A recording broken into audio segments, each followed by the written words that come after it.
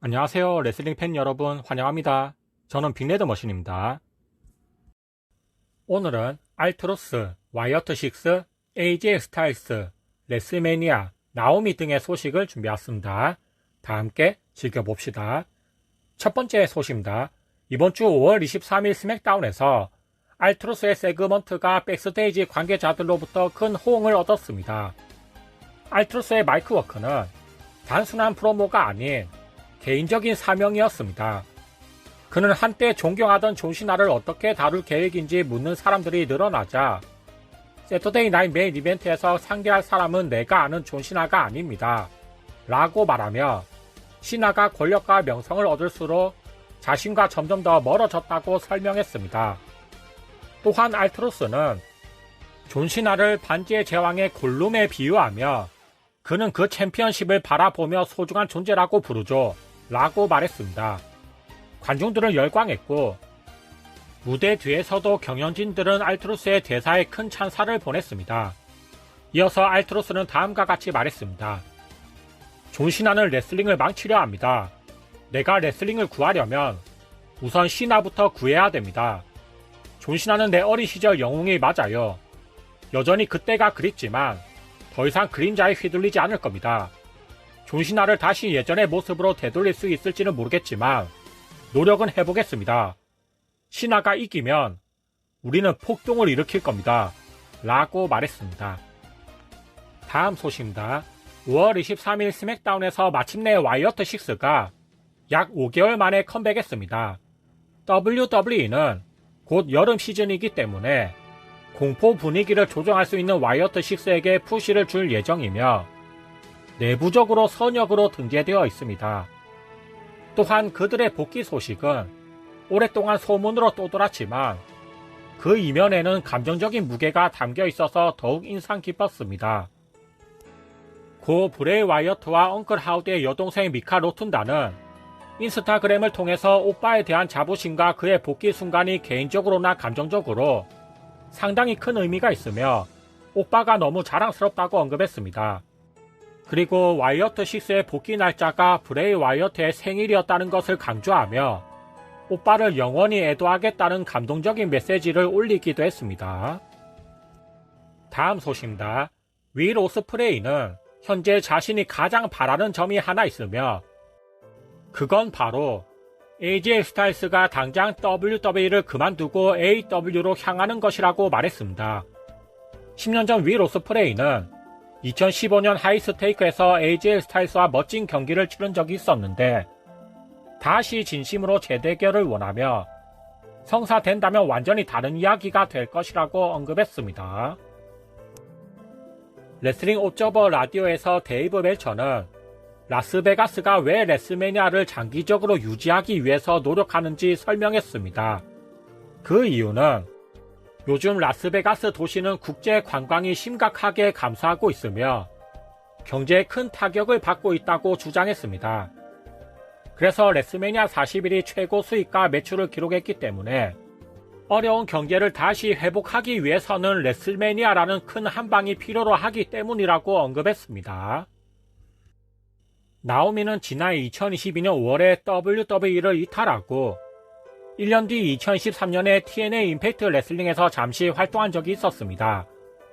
나오미는 최근 니키 앤 브리쇼에 출연해서 그 당시 실제로 남편 지미 우소와 처음으로 1년 가까이 떨어져 지냈다고 털어놓았습니다. 그래서 WWE를 떠나고 TNA에 갔을 때 가장 힘든 시기였으며 그땐 휴식이 자신에게 좋을 수도 있다고 생각했지만 서로 다른 공간에서 지내는 것은 너무 힘든 생활이었다고 말했습니다. 그러다가 새로운 리듬을 발견했고 결국 지미 우소가 있는 집으로 돌아가기로 마음먹었다고 밝혔습니다. 현 NXT 위민스 챔피언 스테파니 바케르는 최근 인터뷰에서 러우와 NXT의 차이점이 무엇인지 질문을 받았습니다.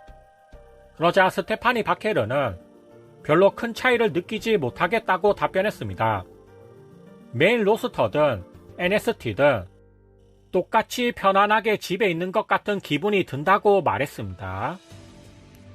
한편 스테파니 바케르와 마일스 본이 열애 중인 것으로 보입니다. 오바페미가 인터뷰를 통해서 5월 25일 NXT 배틀그라운드에서 스테파니 바켈의 남자친구인 마일스 본을 때려 눕히겠다고 말했습니다. 여기서 핵심은 스테파니 바켈의 남자친구라고 부른 부분입니다. 스테파니 바켈은 1993년생이고 마일스 본은 1999년생이라서 6살 연하남과 사귀고 있는 셈입니다. 다음 소식입니다. 윌 오스프레이는 최근 인터뷰에서 AEW가 방출된 WWE 선수들의 안전망이 아니라고 주장했습니다.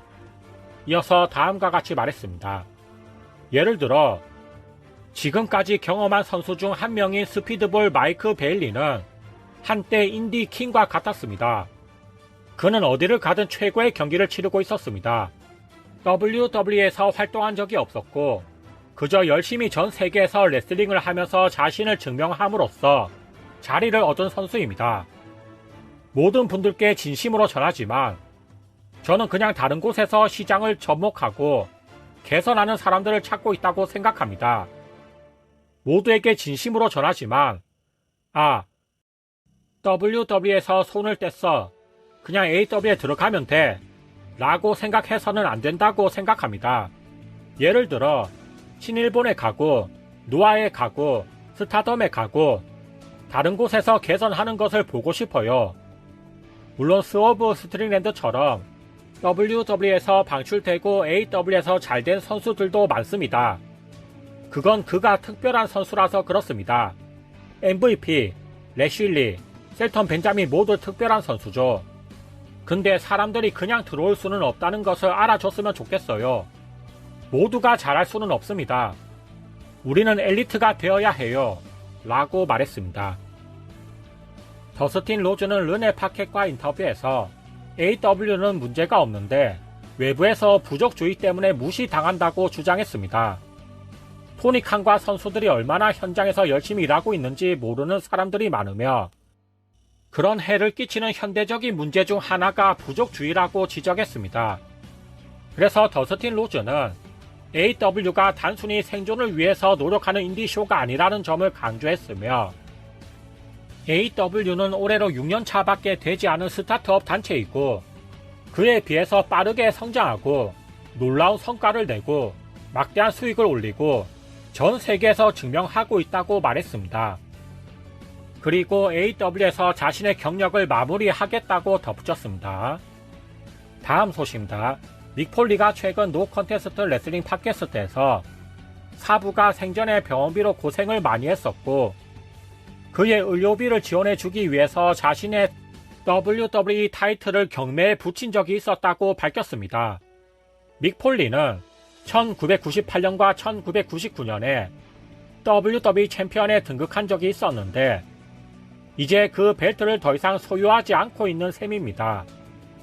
아무튼 믹 폴리는 자신의 WWE 타이틀이 스티브 오스틴, 더락과 인연이 많은 벨트였으며 몇 년 동안 맥주와 곰팡이 냄새가 나서 어디에 걸어야 할지 몰라서 옷장에만 보관했었다고 말했습니다.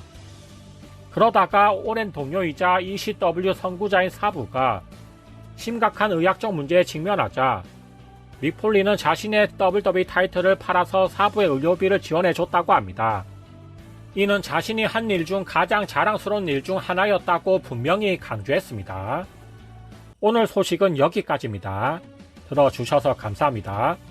좋아요랑 구독 눌러주시면 큰 힘이 됩니다. 오늘도 한 사람의 한국 레슬링 팬이 더 생겼길 바라면서 이만 들어가 보겠습니다. 안녕히 계세요.